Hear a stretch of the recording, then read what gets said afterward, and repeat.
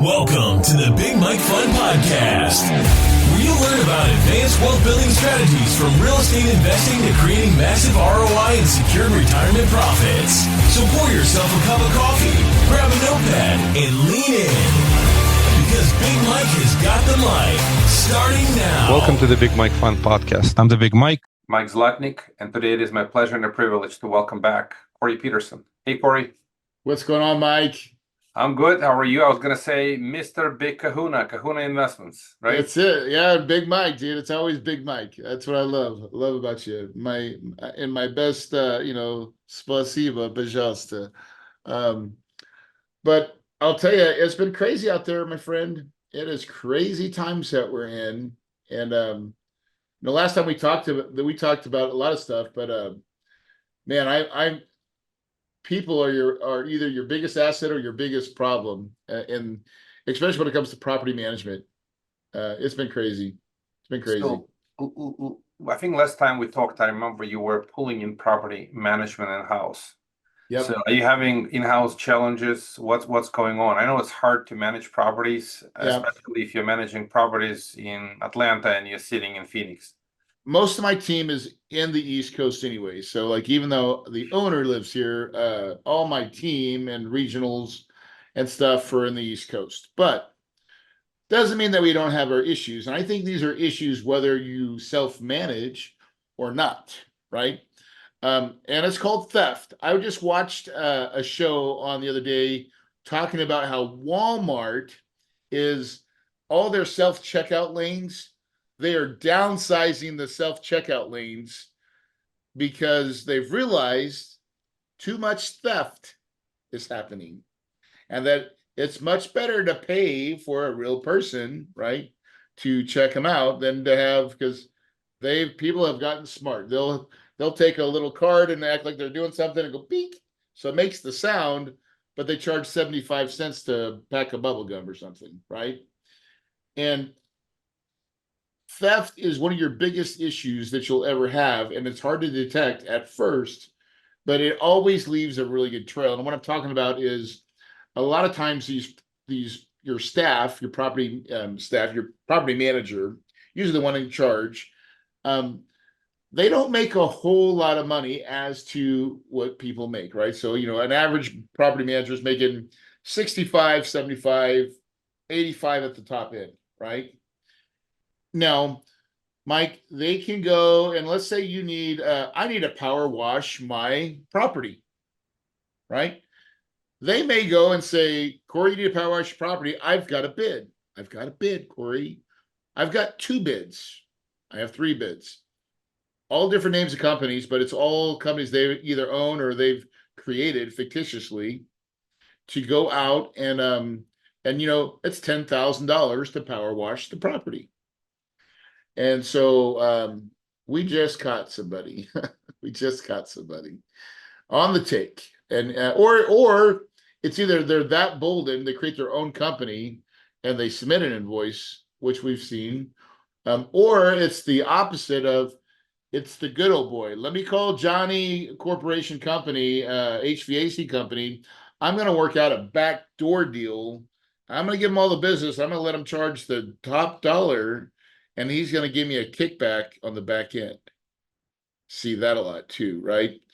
And so how do you stop it? You've got to watch it like a hawk. And so we had to let go of a regional because she wasn't watching his property. And so once we jumped in with my other team and we started looking at it, we're like, oh, what is this? And then you start the questioning. It's like the Spanish Inquisition, Mike. And once you turn up the heat, cracks start to form, my friend. Well, thanks for bringing it up. I certainly understand the challenge, and I got to be careful how I put it. But my observation is, like you said, it's a business. It's a tough business. The property managers don't get paid a lot of money, and there is a natural inclination that they're looking to make some more money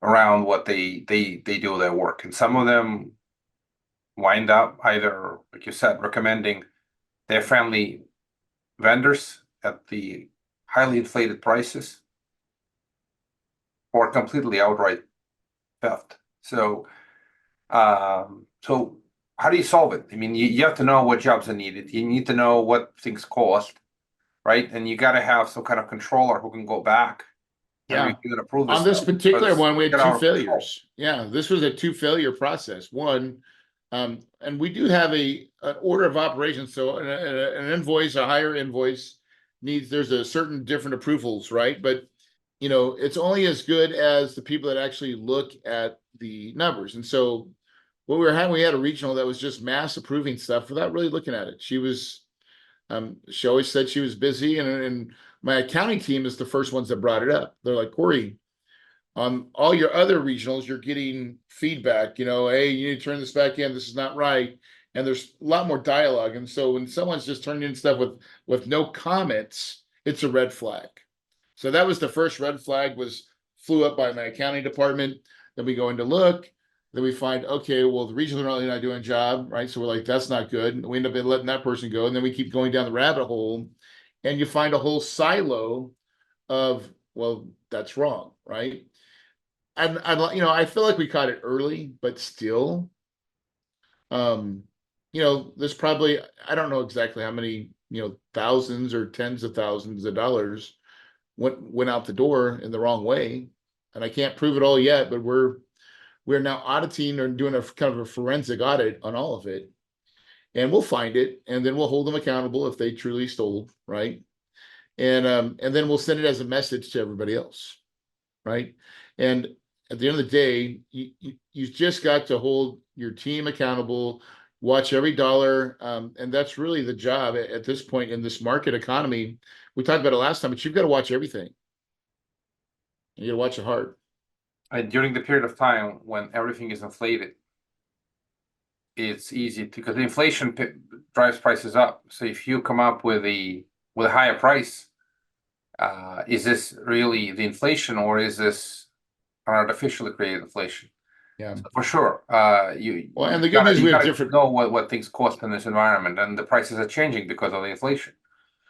We've also started working like rules of thumb, right, or like cost of thumb, right? So because we're in different markets across a decent spectrum, we're starting to say like, okay, here's the good pricing here, and then like we communicate all this and use this data for our buying power. If one property is getting appliances for $500 or $450 for this one thing, and that's the cheapest, how come they're all not getting it? Let's go and make a master. Here's the exact model number, and make sure we streamline that process a little bit throughout the deal. But Mike, region or multifamily apartments still takes it's just a lot of work. No one says they want to be in the property management business. I mean, I'm an owner operator. I happen to have to get into the property management business because when I looked at the waters, they're all sharks. And it would be much worse doing it on their dime because it's compounded.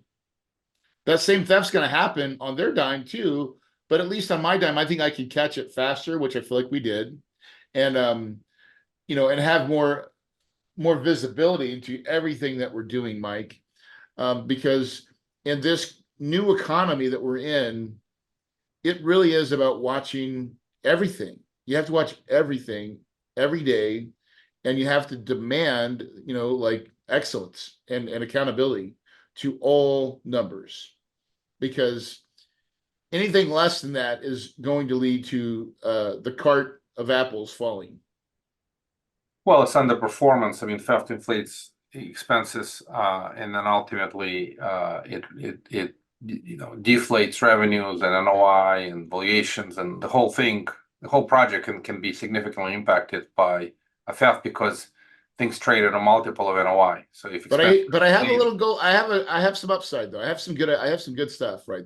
Like there's some good things that in this current market that, like, for the student housing side, in my right markets, right, where it's closer to D1 and bigger schools, our leasing velocity, pre-leasing for this school year versus last year is about 20% up, right? We're about 20% ahead of where we were at last year, and we're getting probably a 6 to 7% increase in rents, which is pretty That's big. interesting. So some submarkets where I guess supply is limited, demand is strong, the pricing continue, Yep. the rent The- inflation and speed of leasing seems to be going well. That's great. That's great to This hear. is only for students. It's in student and it's in bigger D1 schools, right?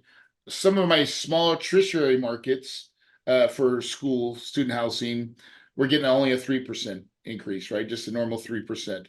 But in my bigger schools where the demand, and that's kind of what you're seeing as a consolidation of student housing going away from the smaller state schools to the bigger ones. The bigger ones keep getting bigger, and there's demand there for certain, and we're getting rent increases very well.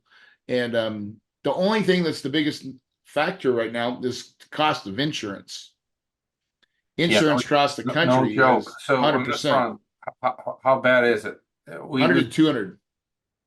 100 to 200, is it on average or certain markets? Certain markets. So if you're anywhere close to water from the Gulf, Georgia being one of those markets, 300%, right? yes. Yeah. I got one property in Pennsylvania that we went from 130 to 300. And that's Pennsylvania. This is not near the water. This is not hurricane Dude, zone. this is crazy, right? I'm like, what gives, right? That one had a certain specific problem with it, but I've got properties in Iowa. I mean, just a normal, no loss runs, no problems, almost 100% increase, I feel like, right? Or at least 75. Well, the insurance industry is seeing massive inflation, and you could almost say that all insurance companies are a cartel and they all decided to raise rates at the same time. Who knows, right? But that observation has been extremely painful. It's been anybody that's on the buy that we've bought in the last 3 years, that is carving and cutting into our pro forma and our profit 1000%. Now, going forward, all of that's kind of priced into the new sales, right? Because when you go buy a new property, they already know, and it's already usually on their P&L now, right? By this time. So on the new purchases, what are you doing right now? Are you seeing any great deals? Because basically the industry is commercial real estate, specifically multifamily, is in distress. The whole sector is in tough waters, and because of the interest rates, just to say the least. Then you add inflation costs on construction, and then you add insurance costs. So I'm only shopping REOs right now, right? I'm only in the REO market. Bank-owned stuff. Yes. Are you seeing already a lot of bank-owned I stuff? just closed on one in January, right? I bought it for $7 million. 268 beds, 120 units, right? Where? In Columbus, Georgia, southwest of Atlanta, at Georgia State University. It's a student housing property. I already own in the market, so I understood the market very well. And the one thing about Georgia that I like is they have their state lottery. They have what's called a HOPE program, which allows if you make A's and B's in high school, you can get your college in a state school paid for, and it'll pay for their tuition. So that gives mom and dad money for housing. Yes. So student housing as a specialty, and if you're getting near some of these schools, and the students get, I guess they get, is it a scholarship or is it a special program that pays for the housing? It's paid. Their lottery is set up to fund this program. Oh, so the Georgia lottery raises money and it pays for, I guess, folks who have done well, and if you make A's and B's in high school, you can get your state. If you go to state college, it'll pay for your tuition. It's like a merit scholarship. If you do well, the state provides a scholarship like fund. This is great. The lottery, it's a beautiful program, right? So that's why we're in this market, right? Because we're like, it keeps the quality of people coming in. They're getting free housing or free college, and then mom and dad just pay for the housing. So it's not too bad overall. They can afford. Still works, right? Yeah, it still works. It's a workable program. But we bought this one, and our interest rate, Mike, was 8.7%. Is this a floater? Is this variable rate debt? No, we definitely didn't want to do that. We did. It's a Stan Corp. It's a CMBS loan. 8.7%, right? Yep, It yep. feels high, but It I is guess high. market. It is high, but it was market, and but the property still cash flows, and it cash flows pretty good because it was a bank-owned asset. So this is me. I like you got to buy the pain right now and find the deals because there's a lot of people out. There's a lot of deals that are coming, and I think even more coming in that REO sector. Now, the only barrier to entry is I bought this off auction.com, right? So I was in a bidding process that I won, and in 48 hours I had to put down $1 million. Right. So you got to have liquid capital ready to go, right? And then you have to close in 30 days.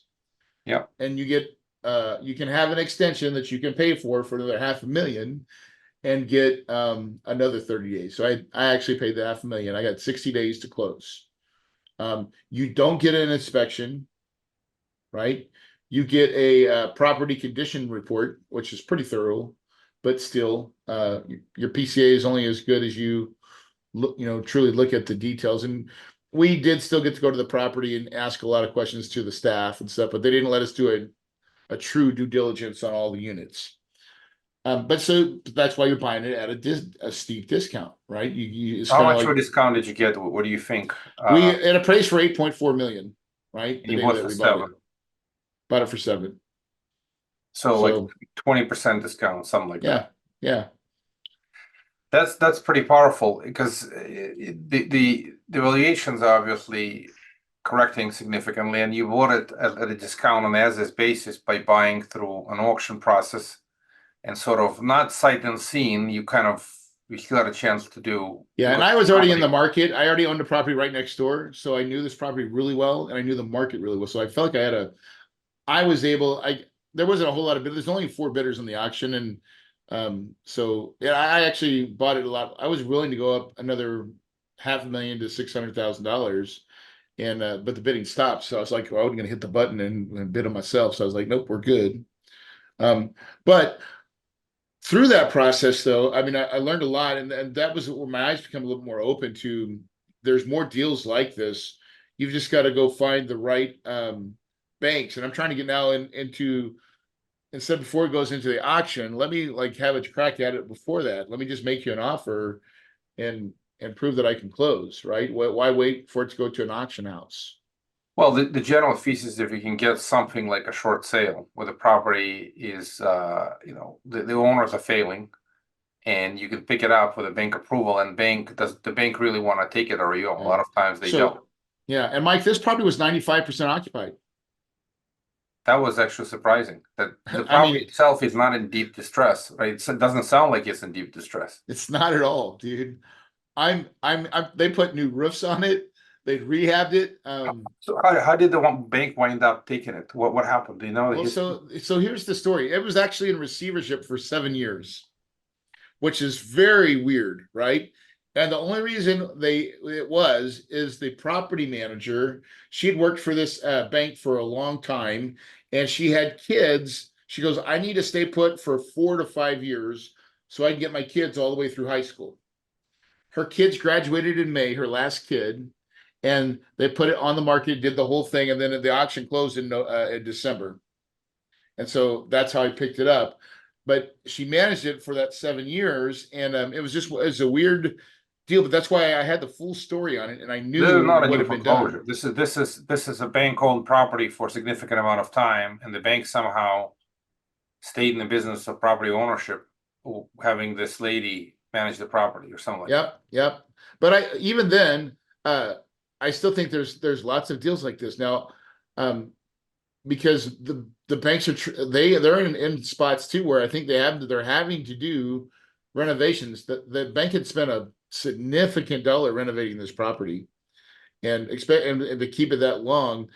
The problem was it's a smaller school for this particular reason why I think I bought it for so cheap is it's not a D1 school. It's a smaller school, right?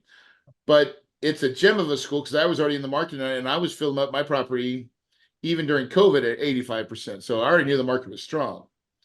And so I truly had an inside track. But anyways, my whole point is this though, is I think there's just more deals. Like there's just what I'm seeing on the marketplace is all the cap rates and the third party or the bridge loans are coming due. And a lot of them, some of them are going back to the bank, buddy.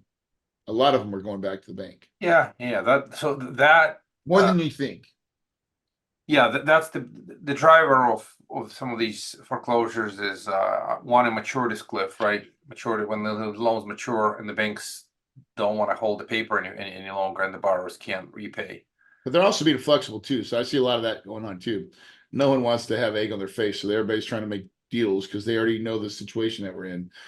What I'm really interested in, Mike, is cost segregation. Are they going to extend it or get bonus depreciation to go back to 100? Probably. I don't have the insight, but you probably heard it's in the Congress. Yep. Congress. And I would like to see that happen. Expected to do that. And I'm really interested to see what happens in the next 7 months, 10 months in this election cycle, because I don't exactly know where we're going to go. I think there's a lot of uncertainty. No one knows where we're going to go.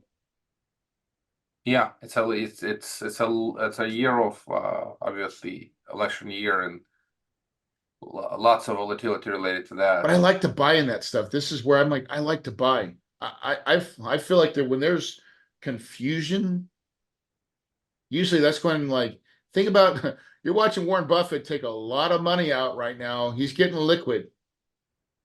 There's a lot of things happening.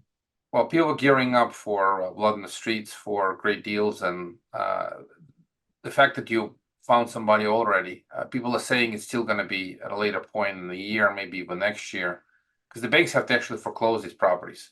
So a lot of the deals that are being coming discussed now, right but they're now. not ready to, yeah. But I have heard other people using auction sites, and when the banks are pushing them to sell, that's the way they want sold. They want certainty of execution. They want fast, and the opportunities are beginning to happen. No argument at all. So if that's the case, then just have, you got to go get some money and have it ready, have it stacked, and then be able to have a team that can get it done quickly.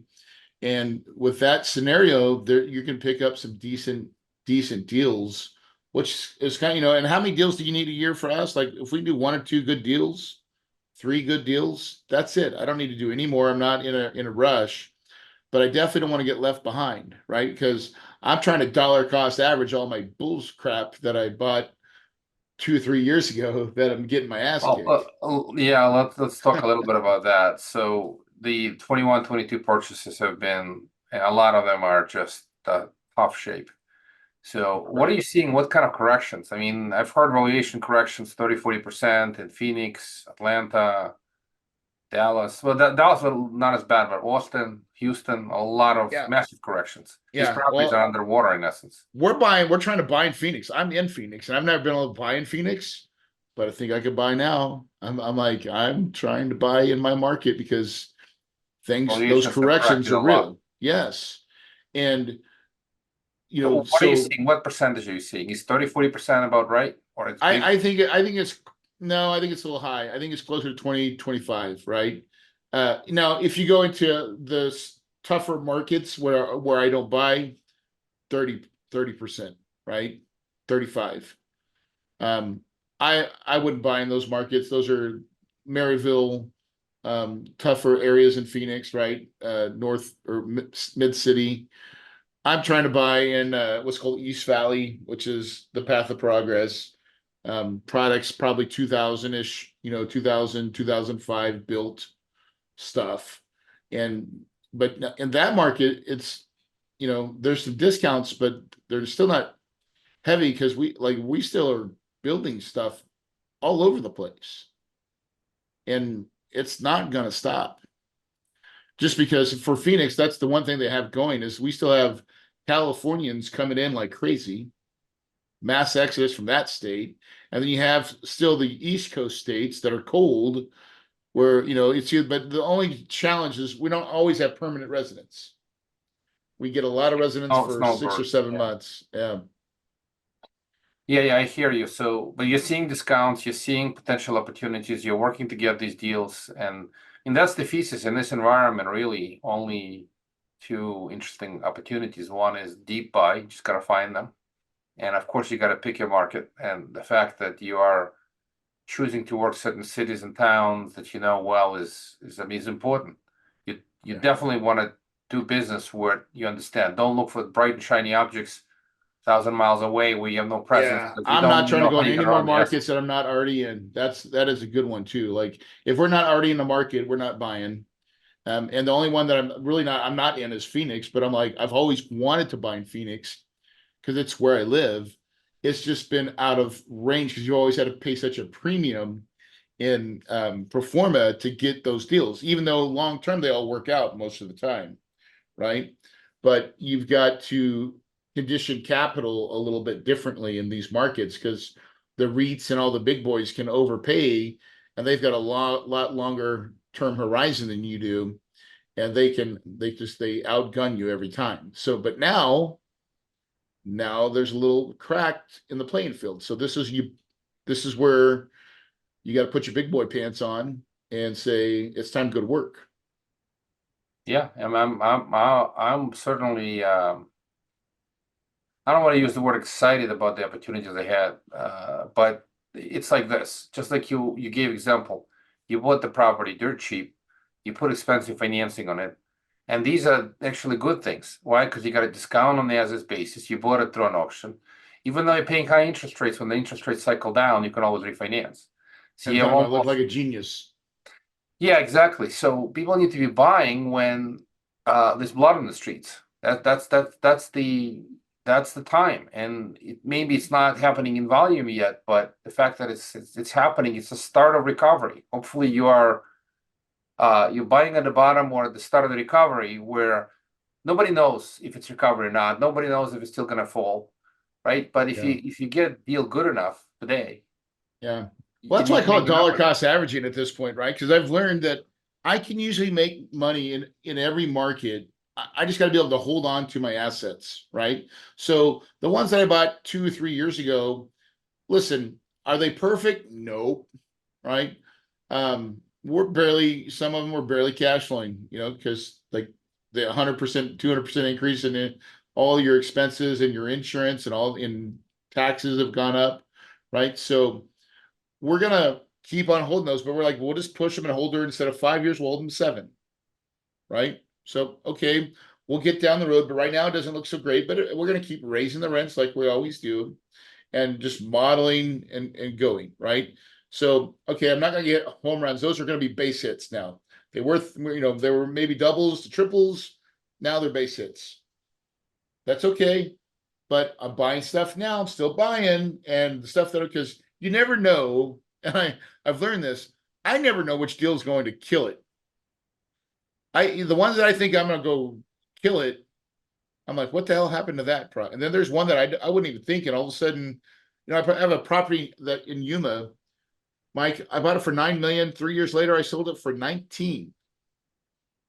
Well, what you're referring to is the basic rule of investing: diversify. And the dollar cost average says diversify in time. And these lessons have been learned by investors in the last few years. Diversification in time is just as important as physical geographic strategy diversification. And yeah, at times you don't know what's going to be a home run or what's going to be a strikeout, even though it's like a great batter comes to the plate and they look like they're gonna hit a home run, but they swing big and they miss everything. And then some skinny kid kind of comes out and looks like he can barely hit a single or a double, and boom, before you know, the ball's out of here. So yeah, it's yeah, you just don't know. So the solution is to spread the risk among many, baskets and do it that way. Now, just a couple more quick questions. Capital raising. Are you seeing challenges? So when you bought this property in January, did you have investors? You have to cough up all the cash yourself. You have to I backfill always have them. investors. So, man, I've been blessed. I will tell you, Mike, I have been blessed. I have a small army of small 100 to $300,000 investors.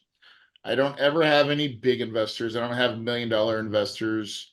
And so we've done a really good job in just cultivating that investor base, right? Just and always having a trickle of new investors come on. And so like we wrote a book called Trust But Verify for passive investors. And what happens is we just keep that funnel going and we teach and show and passive investors what to look out for.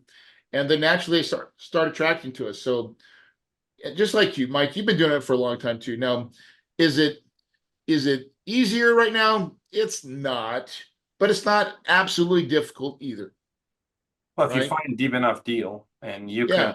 demonstrate So your investors, I showed the this is deal a to great everybody, and then deal, when I showed then you them got that to get appraisal, some dollars. yeah, I showed them the appraisal, and when we got done, they're like, good job." I was like, "Yeah," and we're probably got a cash flow, and we are cash flowing, and like every month now, we're like, "Yep, this property's doing exactly what we thought it would." How much leverage did you get in the deal? I'm just curious what financing bank. 65. So 65%, and that sounds about right. That's probably about maximum leverage you can get in this environment. The banks are Yeah. not Yeah, going it's to not an 55. 80-20, right? Yeah. You got problems with debt service coverage ratio, right? Because the interest rate is high, and the Correct. banks want to be at the low LTV. And the 65%, is it loan to cost or loan to value? Loan to value on that one, LTV. So they 65% loan to value, and you bought a 20% discount. So you actually got what loan to cost? I'm just curious. I wouldn't even know the numbers. I'd have to pull it up, but I'm happy with it, whatever it is, right? Because it's working. And again, well, like this is a property that we'll probably keep for 10 or 15 years. So we'll go through the next 5 years in this cycle, and closer to whenever we see an opportunity to refi, and you don't know what things are going to do, but we're at 8.6. So if it goes down to 5, we're pretty money, Mike. We're gonna like Yeah, of that's course. probably a $30,000 swing, and that's all profit. And so our goal, because we raised it at such a high deal, is when we do refi, maybe there's 70% LTV money. I'll be able to cash out all my investor base with debt and give all my investors back their principal and be done with that piece of it and still own the asset. And I think to me that's our ultimate goal as we invest now in our properties, is to have a call option or an exit button for the capital. Because when we exit our capital, they're out, right? Well, They don't get you're they don't going stay in back the to the deal. classic plan. So the classic plan from, before we seen 21, 22 volatility, the market was kind of steadily climbing up. Here you bought deep and you bought it at expensive money. There's only one room to go from here, right? The Yeah. interest rates on a long-term basis have to come down. We just don't know when, but they'll have to come down. Unless the government continues to print a lot of money, continues to cause inflation, then the interest rates can be sticky. But in general, if the COVID spending is coming down and we're still going to be in deficits, but not as crazy as during COVID, then the interest rates should come down. Inflation is sticky now, but overall, if things come down, then the interest rates will come down and the credit might loosen up a little bit. So your LTV will go up, your debt service coverage ratio will get better. And then you might wind up doing exactly what you said, do a cash out refi to repay all the principal, and that's the good old plan, what it used to be, and now It's hard to find that plan, and this is just one of those I think is going to pencil out just like that. So we were excited to find a deal that cash flows for the day we buy it, without a whole lot of value add. And like I go back to the job of a syndicator, right? One is to raise the money, but the other part, and to raise, I think the lowest cost, we try to raise cheap money. Mike, you know my way I do it. It's cheap money, right? But the other part is find needles in the haystack. That'll always be the real job. To find good deals that make sense. You got to find needles in the haystack. You've got to look at a lot of deals and say no to finally be able to say yes. Most people are not willing to do the work, Mike.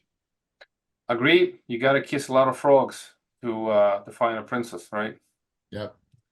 Anyway, Corey, appreciate your wisdom. Thanks for sharing. This is fairly fresh data, so it's very helpful to see your point of view, how you are observing the market, the opportunities you're seeing. So thank you for sharing. Until the next time, we'll come back. We'll do it again. We'll give it some more time. So thank you for coming on the podcast, and tell folks once again how do they reach out to the Big Kahuna. The best way, I'd love to give everybody the book for free. So if they'll text the word trust to 480-500-1127, my team will send that book to them for free. That'd be the best way. Or kahunainvestments.com. Come and find us. Thank you, Corey. Thanks, guys. Thank you for listening to the Big Mike Fund Podcast. To receive your copy of Mike's How to Choose a Smart Real Estate Fund book, head to bigmikefund.com or visit Amazon and type Mike Zlotnick. Keep listening and keep investing Big Mike style. See you on the next episode.